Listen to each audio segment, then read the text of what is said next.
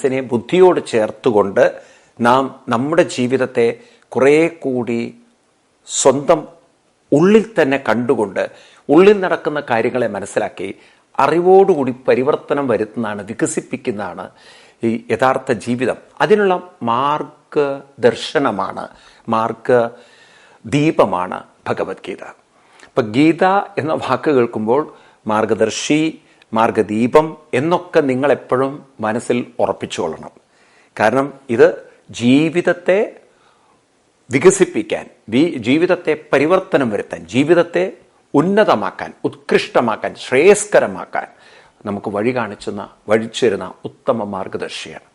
ഇപ്പം നമ്മൾ കഴിഞ്ഞ ക്ലാസ്സിൽ കണ്ട ശ്ലോകം ഗീതയിലെ 4-ാം അധ്യായത്തിലെ 36-ാം ശ്ലോകമാണ്. ഞാൻ പറഞ്ഞു, നിങ്ങൾ ഏത് മതസ്ഥരായാലും ഈ ഒരു ശ്ലോകം നിങ്ങൾ ശരിക്കും പഠിക്കണം. കാരണം നിങ്ങൾക്ക് വലിയൊരു മാറ്റമുണ്ടാക്കാൻ ഈ ശ്ലോകം വഴി കാണിക്കും.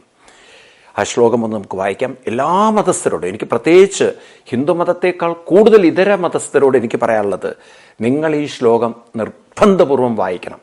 കാരണം നിങ്ങളുടെ മത ചിന്തകളിൽ നിന്ന് വളരെ വ്യത്യസ്തമായ ഒരു കാഴ്ചപ്പാട് നിങ്ങൾക്ക് ഗീതയിൽ നിങ്ങൾക്ക് കാണാൻ പറ്റും. അതായത് നിങ്ങൾ എന്തെങ്കിലും അറിഞ്ഞോ അറിയാതെയോ പാപങ്ങൾ ചെയ്താൽ നിങ്ങൾക്ക് നിത്യ നരകമായിരിക്കും. അവിടെ നിന്ന് ഒരിക്കലും പിന്നെ പുറത്തു പോലും കടക്കാൻ പറ്റാത്ത, അതാണ് ഈ ക്രിസ്ത്യൻ മതത്തിലൊക്കെ ഇസ്ലാം മതത്തിലൊക്കെ ഉള്ളൊരു വലിയ പ്രശ്നം. ഈ നരകം എന്ന് പറഞ്ഞാൽ ഒരിക്കൽ എൻട്രി ചെയ്താൽ പിന്നെ പുറത്ത് കിടക്കാൻ പറ്റില്ല, പെർമനൻ്റ്ലി അവിടെയാണ്. സ്വർഗം പെർമനൻ്റാണ്, നിത്യ നരകം നിത്യ സ്വർഗമാണ്. ഇപ്പം എന്താണ് ഈ സ്വർഗം, എന്താണ് ഈ നരകം? മരണാനന്തരം ഒരു സ്വർഗമുണ്ടോ നരകമുണ്ടോ? ഞാൻ അത്ഭുതപ്പെടുകയാണ്, എങ്ങനെയാണ് ഈ അന്ധമായ കാഴ്ചപ്പാട് മനുഷ്യൻ്റെ ഉള്ളിൽ പോയത്. കഴിഞ്ഞ ദിവസം ഒരു ക്രിസ്ത്യൻ ഇവിടെ ഒരു ക്യാമ്പിന് വന്ന് അദ്ദേഹം ചോദിക്കുകയാണ്, ഈ സ്വർഗവും നരകവും ഇപ്പം മരണത്തിന് ശേഷം എന്തെന്ന്.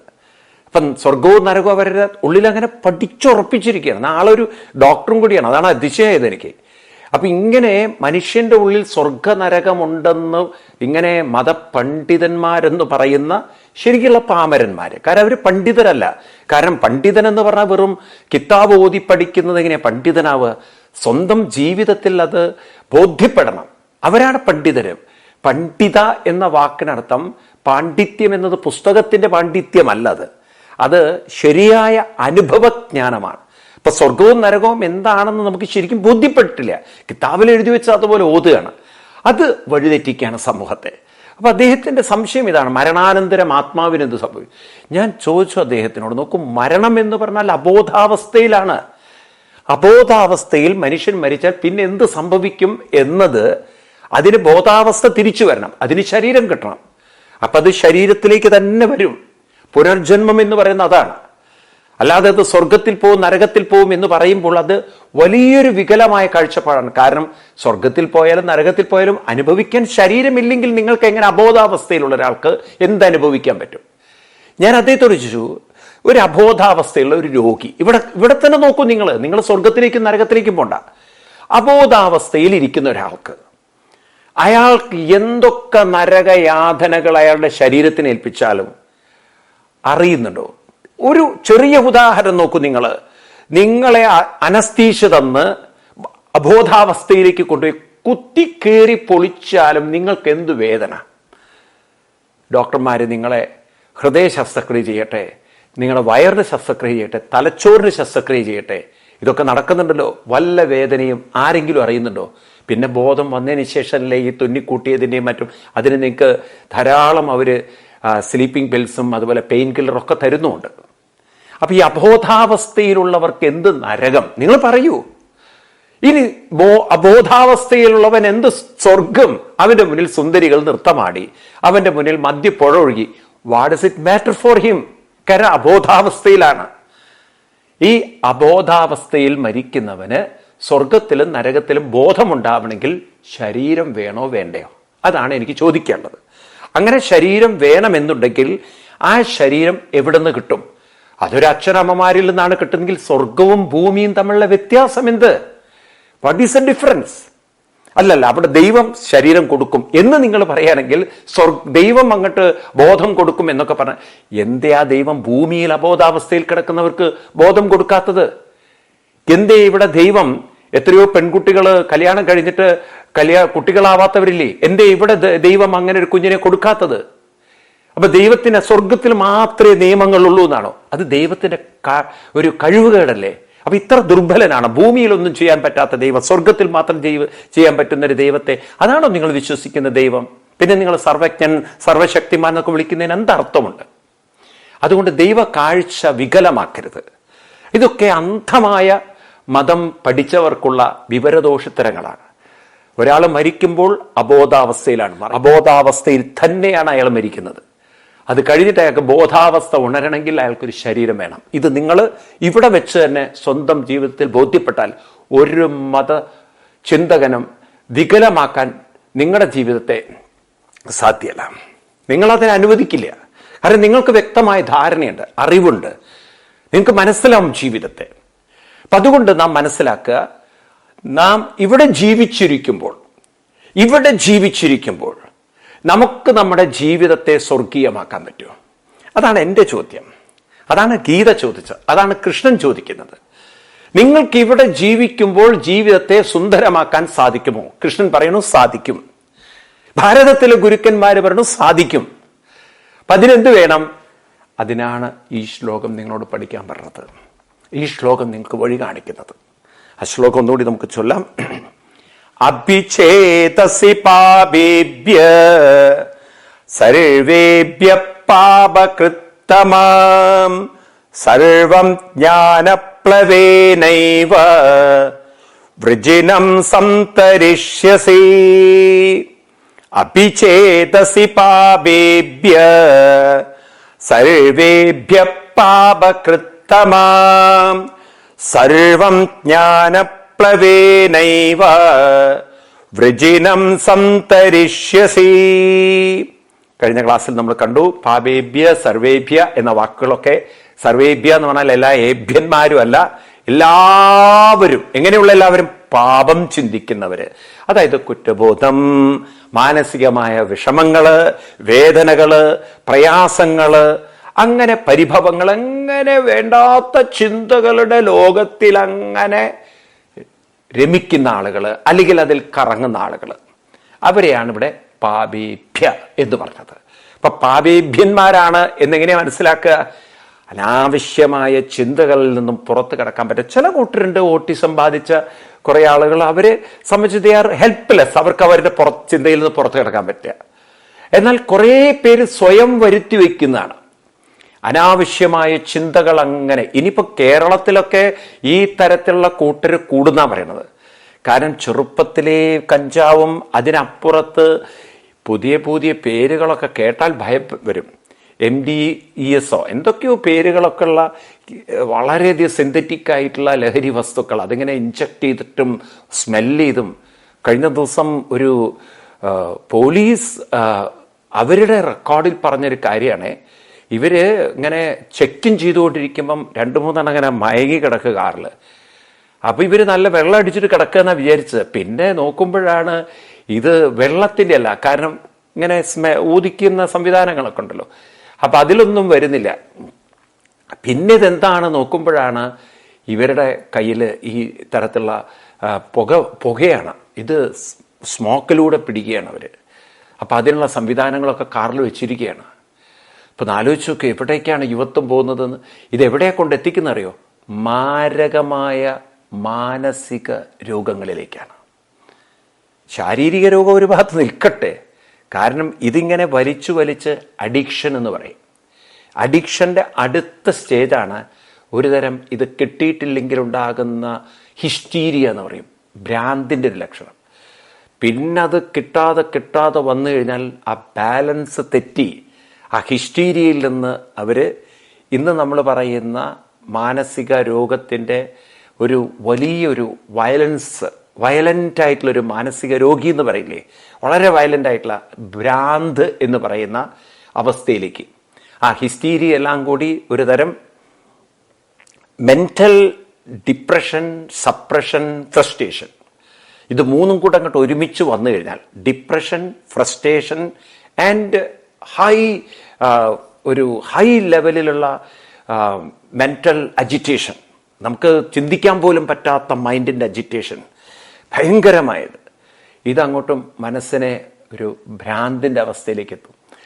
നമ്മൾ അങ്ങനെയുള്ള ആളുകൾ മെൻ്റലി കംപ്ലീറ്റ്ലി ഗോൺ കേസ്, അവരൊക്കെയാണ് പിന്നീട് പോയി ജയിലിന് തുല്യമായ മാനസിക രോഗ ആശുപത്രികളിലൊക്കെ കൊണ്ടിട്ട് സെല്ലുകളിലിട്ട്, പിന്നെ നിങ്ങൾ കേട്ട് കാണും അവർക്ക് ഷോക്കിംഗ് ട്രീറ്റ്മെൻ്റൊക്കെ കൊടുത്ത് ഇലക്ട്രിക് പവർ പാസ് ചെയ്യിച്ച് അങ്ങനെയൊക്കെ ട്രീറ്റ് ചെയ്തെടുക്കേണ്ടത്. കാരണം മനസ്സിൻ്റെ കംപ്ലീറ്റ് കൺട്രോൾ നഷ്ടപ്പെട്ടു, ബാലൻസ് പോയി. അപ്പം ഈ ചെറുപ്പത്തിൽ ഇതിന്ന് തുടങ്ങിയതാണ് അവസാനം എത്തുന്നത് എവിടേക്കാണ്? നല്ലൊരു സുഖജീവിതത്തിലേക്കല്ല, മഹാഭ്രാന്തിലേക്കാണ്.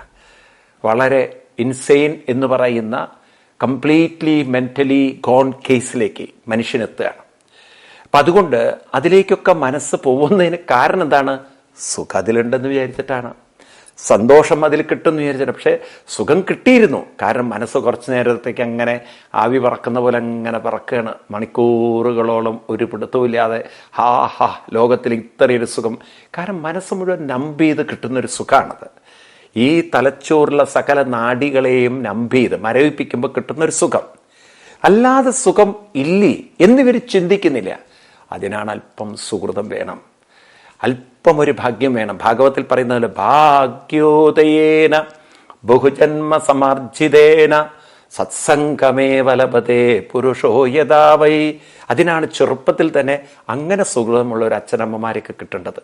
കാരണം ചെറുപ്പത്തിൽ ആ വഴി ക്ലിയറായി തന്നാൽ പിന്നെ ഒരു തരത്തിലും നമ്മളെ വഴിതെറ്റിക്കാൻ ആര് തലകുത്തി മറിഞ്ഞാൽ പോലും സാധ്യമല്ല.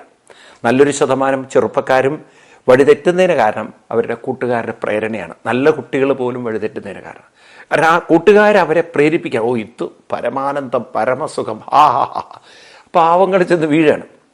എന്നാൽ ഇത് ആ കാഴ്ച അവർക്ക് വരുന്നില്ല. ഇന്ന് ഞാൻ ഇതിൻ്റെ ഒരു രസത്തിലേക്ക് അങ്ങോട്ട് പോകും, നാളെ ഈ രസം എനിക്കൊരു അടിമത്തത്തിലേക്ക് എന്നെ കൊണ്ടുപോകും, ഒരു സ്ലേവറിയിലേക്ക്. ഞാനിതിൻ്റെ അഡിക്റ്റഡ് ആവും. ഈ അഡിക്ഷൻ കുറേ കഴിഞ്ഞാൽ എനിക്ക് തരുന്നത് ഹൈലി ഡിപ്പെൻഡൻ്റ് ആയിട്ടുള്ളൊരു മാനസികാവസ്ഥയാണ്. അത് ഹൈ ഫ്രസ്ട്രേറ്റഡ് ആയിരിക്കും, ഹൈ ഡിപ്രസ്ഡ് ആയിരിക്കും, ഹൈ അജിറ്റേറ്റഡ് ആയിരിക്കും.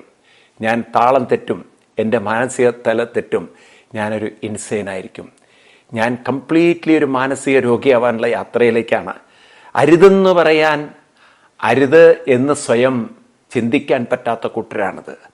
അതുകൊണ്ട് അവർക്ക് അറിയുന്നില്ല അവർ ഈയാം പാറ്റകളെപ്പോലെ പാവം തീയിലേക്കാണ് ചാടുന്നതെന്ന്. ആ വെളിച്ചം കണ്ട് നൃത്തമാടുമ്പോൾ അവരറിയുന്നില്ല ചിറക് കരിക്കാനുള്ള ചൂട് അതിൻ്റെ അകത്തുണ്ടെന്ന്.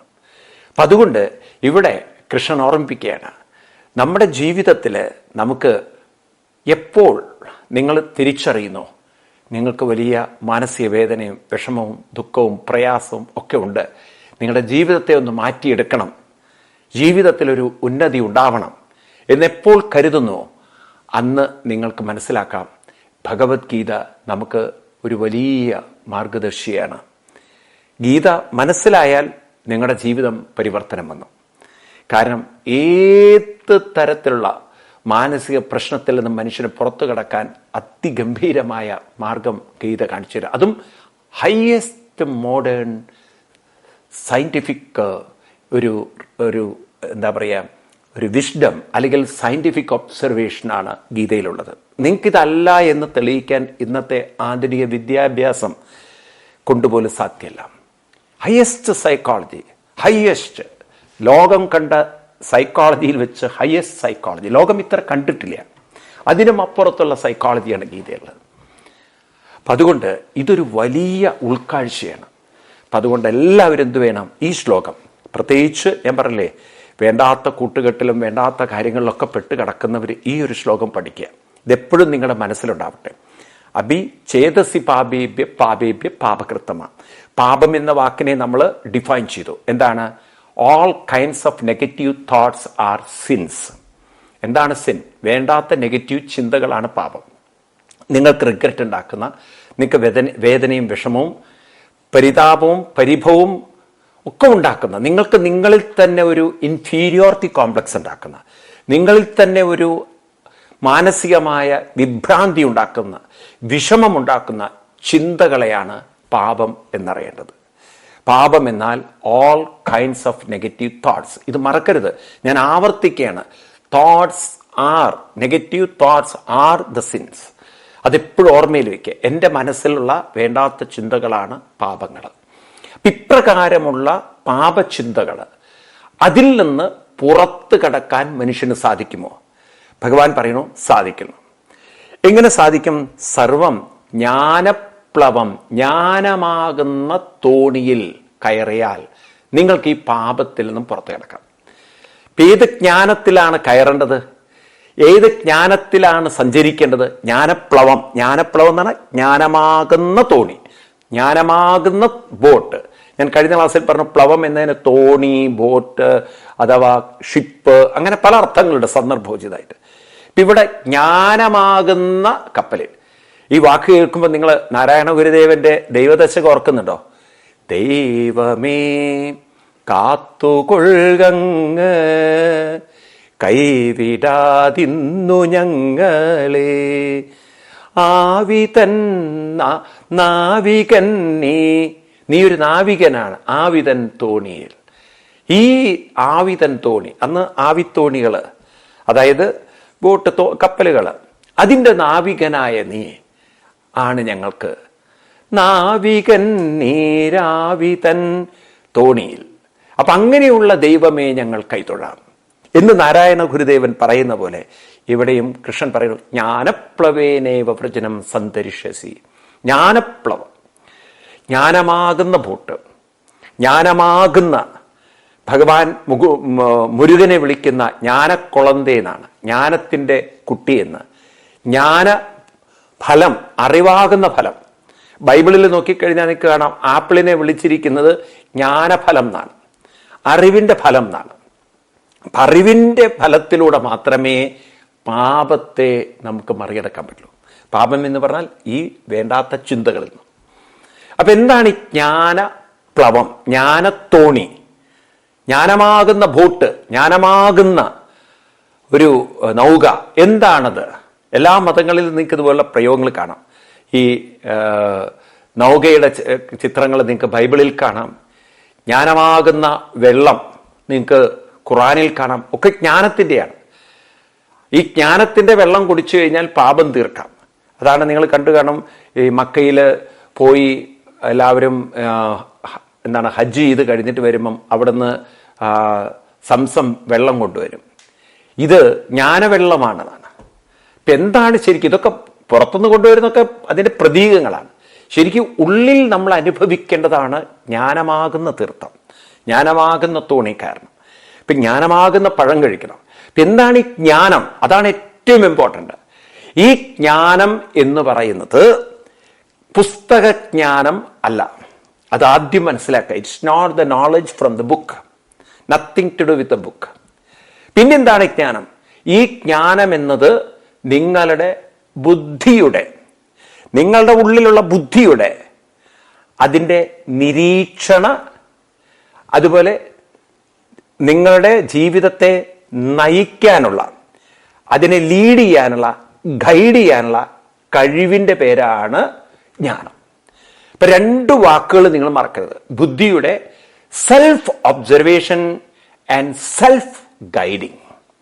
നിങ്ങളെ നിരീക്ഷിക്കാനും നിങ്ങളെ നിർദ്ദേശിച്ചുകൊണ്ട് നിങ്ങളെ നയിക്കാനുമുള്ള കഴിവിൻ്റെ പേരാണ് ജ്ഞാനം. ജ്ഞാനം is not something we are gaining from the book. ജ്ഞാനം is that which we are developing within ourselves. That is, first one is the self-observation and second is the self-transformation. നമ്മളൊന്ന് നമ്മളെ നിരീക്ഷിക്കുന്നു. അപ്പം എന്താണ് ഈ നിരീക്ഷണം? എന്താണ് ഈ ട്രാൻസ്ഫോർമേഷൻ അഥവാ സെൽഫ് ഗൈഡിങ്? നമ്മളെ ഗൈഡ് ചെയ്യുന്നു. വളരെ നിങ്ങൾ ആഴത്തിൽ പഠിച്ചാൽ നിങ്ങൾക്ക് നിങ്ങളുടെ സകല മനോവിഷമങ്ങളിൽ നിന്നും പുറത്തു കിടക്കാം. മനുഷ്യന്റെ ബുദ്ധിക്ക് ഏറ്റവും വലിയൊരു പ്രത്യേകത എന്ന് വെച്ചാൽ ഉള്ളിൽ നടക്കുന്ന മനോവികാരങ്ങളെ അതിന് കാണാൻ സാധിക്കും. The best and the highest and the super scanning system എവിടെയാണെന്ന് ചോദിച്ചു കഴിഞ്ഞാൽ നമ്മളിൽ തന്നെയാണ്. ഇപ്പം നമ്മുടെ ഉള്ളിൽ നടക്കുന്ന മനോവ്യാപാരങ്ങളെ തിരിച്ചറിയാനുള്ള കഴിവ് നമ്മുടെ ബുദ്ധിക്കുണ്ട്. ഇതിലും വലിയൊരു സ്കാനിങ് ലോകത്തിലില്ല. അതുകൊണ്ടാണ് നമ്മൾ പറയില്ല, എനിക്ക് വല്ലാത്ത കുറ്റബോധം തോന്നുന്നു, എനിക്ക് വല്ലാത്ത വിഷമം തോന്നുന്നു, എൻ്റെ മനസ്സ് വളരെ ഡിപ്രസ്ഡാണ്, എനിക്ക് വലിയ വിഷമം. ഇതെങ്ങനെ അറിഞ്ഞു? How do you know that? നിങ്ങളുടെ ബുദ്ധി നിങ്ങളെ നിരീക്ഷിക്കുന്നുണ്ട്. ഈ ക്യാമറ നിങ്ങളുടെ ഉള്ളിലാണ്. പുറത്തുള്ളൊരു കാഴ്ച, ഇപ്പോൾ സൂര്യൻ കാർമേഘത്തിൽപ്പെട്ടിരിക്കുകയാണ്, നിങ്ങൾ പറയും സൂര്യനെ കാണുന്നില്ല. അല്ലെങ്കിൽ നിങ്ങൾ നോക്കും ഭയങ്കര വെയിൽ. ഇപ്പം നിങ്ങൾ നിരീക്ഷിച്ചുകൊണ്ടാണ് പറയുന്നത്, അനുഭവിച്ചുകൊണ്ടാണ് പറയുന്നത്. ഇതുപോലെ നിങ്ങളുടെ ഉള്ളിൽ നടക്കുന്ന മനോവിഷമങ്ങളെ നിങ്ങൾ നിരീക്ഷിക്കുന്നുണ്ട്, നിങ്ങൾ അനുഭവിക്കുന്നുണ്ട്.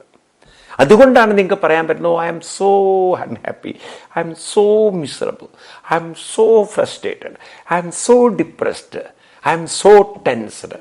ഇതൊക്കെ എങ്ങനെ നിങ്ങൾക്ക് പറയാൻ സാധിച്ചു? കാരണം ഇത് നിങ്ങൾ അറിയുന്നതുകൊണ്ട്. ആരാ അറിയിക്കുന്നത് നിങ്ങളെ? Who is knowing that? ഇതാരാ അറിയുന്നത്? കണ്ണ് കാണുന്നുണ്ടോ നിങ്ങളുടെ ഉള്ളിൽ നടക്കുന്ന വിഷമങ്ങളും വേദനകളും? ഇതൊരു മറ്റൊരാൾ പറഞ്ഞിട്ടാണോ നിങ്ങൾ അറിയുന്നത്? So you know it because your brain or your mind, here mind mean your conscious mind. അപ്പോൾ ഇത് അനുഭവിക്കുന്നത് sub conscious mind. So your conscious mind and sub conscious mind. Conscious mind contain intellect and subconscious mind contain all kind of thoughts, emotional thoughts. അപ്പം നിങ്ങളുടെ emotional തോട്ട്സുകളൊക്കെ sub conscious മൈൻഡിലാണ്. ആ sub conscious മൈൻഡിൽ നടക്കുന്ന കാര്യങ്ങളൊക്കെ conscious mind എന്ന് പറയുന്ന ബുദ്ധി കാണാൻ സാധിക്കും. ഉള്ളിൽ നടക്കുന്ന കാര്യങ്ങൾ കാണുക എന്ന് പറയുന്ന പോലെ ഈ പുറത്തുള്ള കോൺഷ്യസ് മൈൻഡ് എന്ന് പറയുന്ന ക്യാമറ കൊണ്ട് സബ് കോൺഷ്യസ് മൈൻഡിൽ നടക്കുന്ന ചിന്തകളെ മുഴുവൻ കാണുകയാണ്. അപ്പം നിങ്ങൾക്കത് നിരീക്ഷിക്കാനുള്ളൊരു കഴിവുണ്ട്. എല്ലാവരും അറിയുന്നുണ്ട്, പക്ഷേ അറിഞ്ഞത് കൊണ്ട് മാത്രം കാര്യമില്ല. ഇനി എന്തു വേണം? അതിൽ നിന്ന് പുറത്ത് കടക്കണം. ഇനി നിങ്ങൾക്ക് പുറത്ത് കടക്കാൻ സാധിക്കണമെങ്കിൽ നിങ്ങളുടെ ബുദ്ധിയെ നിങ്ങൾ വേണ്ട വിധത്തിൽ ഒന്ന് പാകപ്പെടുത്തി കഴിഞ്ഞാൽ, ഒന്നതിനെ ദൃഢപ്പെടുത്തി കഴിഞ്ഞാൽ നിങ്ങൾക്ക് നിങ്ങളുടെ സകല മനോവിഷമത്തിൽ നിന്നും ഈസിയായിട്ട് പുറത്ത് കിടക്കാം. ജ്ഞാനപ്ലവേനേവ വ്രജനം സന്തരിഷ്യസി. നിങ്ങൾക്ക് ജ്ഞാനമാകുന്ന ബോട്ടിൽ കയറിക്കൊണ്ട് നിങ്ങളുടെ ദുഃഖ ദുരിത വിഷമങ്ങളിൽ നിന്നും പുറത്ത് കിടക്കാം. അപ്പം ആ ഒരു ശക്തി അത് നിങ്ങൾക്ക് കണ്ടെത്താൻ സാധിക്കണം. അത് നിങ്ങൾക്ക് ഡെവലപ്പ് ചെയ്യാൻ സാധിക്കും. കണ്ടെത്തുക പറഞ്ഞാൽ യു ക്യാൻ ഡെവലപ്പ് ഇറ്റ്. നിങ്ങളുടെ ഉള്ളിൽ അത് ഡെവലപ്പ് ചെയ്യാൻ പറ്റും. അപ്പം ആ ശക്തിയെ ഡെവലപ്പ് ചെയ്യാത്ത ആളുകൾക്കാണ് അവരെ സബ് കോൺഷ്യസ് മൈൻഡ് വളരെ സുപ്പീരിയറായിട്ട് ഇൻഫ്ലുവൻഷ്യലായിട്ട് അവരെ വളരെയധികം സ്വാധീനിക്കുന്നതും അവരുടെ ജീവിതത്തെ വളരെയധികം തകർക്കുന്നതും.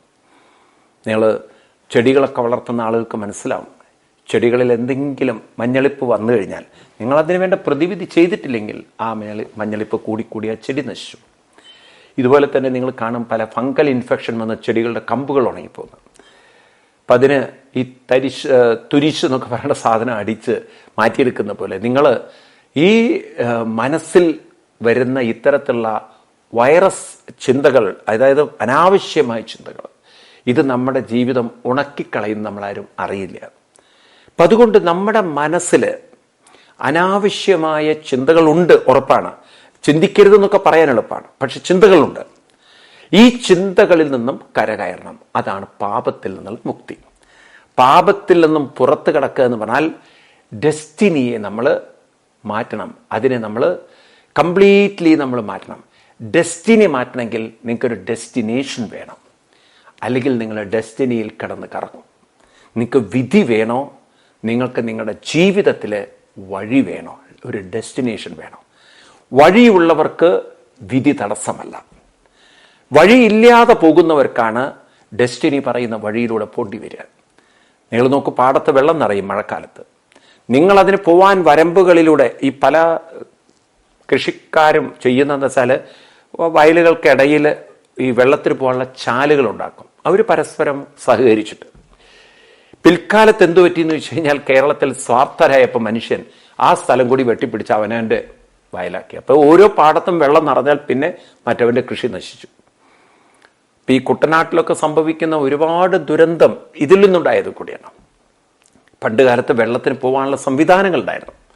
അത് റോഡ് കെട്ടിയിട്ടും അതുപോലെ തന്നെ ഉള്ള തോടുകളുടെ വീതി കുറച്ചും ഉള്ള വരമ്പുകൾക്കിടയിലൊക്കെ വെള്ളം പോകുന്നതൊക്കെ ആളുകൾ വെട്ടിപ്പിടിച്ചും അവരുടെ സ്വാർത്ഥതയിലേക്കായപ്പം വെള്ളത്തിന് പോകാൻ വഴിയില്ല. അപ്പം വെള്ളം ഒരു ഭാഗത്ത് നിറഞ്ഞാൽ മറുഭാഗത്ത് വെള്ളം കയറി അത് നശിക്കും.